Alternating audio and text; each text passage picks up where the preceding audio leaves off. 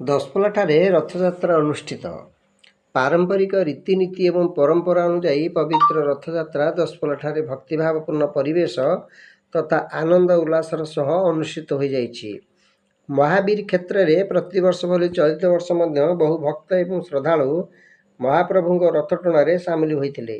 ସେହିପରି ଦଶପଲ୍ଲା NAC ଅନ୍ତର୍ଗତ ସାତପାଟଣାଠାରେ ମଧ୍ୟ ରଥଯାତ୍ରା ମହାସମାରୋହରେ ପାଳିତ ହୋଇଯାଇଛି।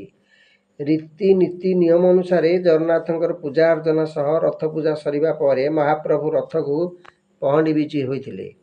ପରେ ଦଶପଲ୍ଲା ରାଜା ଦିଗ୍ବିଜୟ ଦେବ ଭଞ୍ଜ ରଥ ଉପରେ ଛେରା ପହଁରା କରିବା ପରେ ରଥଟଣା ଆରମ୍ଭ ହୋଇଥିଲା।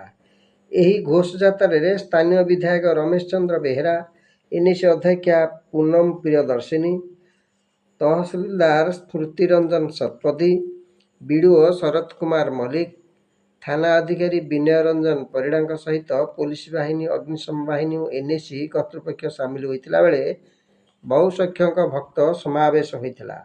ରଥ ଟାଣିବା ସମୟରେ ଶ୍ରଦ୍ଧାଳୁଙ୍କ ହରିବୋଲ, ହୁଳହୁଳି ଏବଂ ଜୟ ଜଗନ୍ନାଥ ଧ୍ୱନିରେ ଭକ୍ତିମୟ ତଥା ଆଧ୍ୟାତ୍ମିକ ପରିବେଶ ସୃଷ୍ଟି ହୋଇଥିଲା।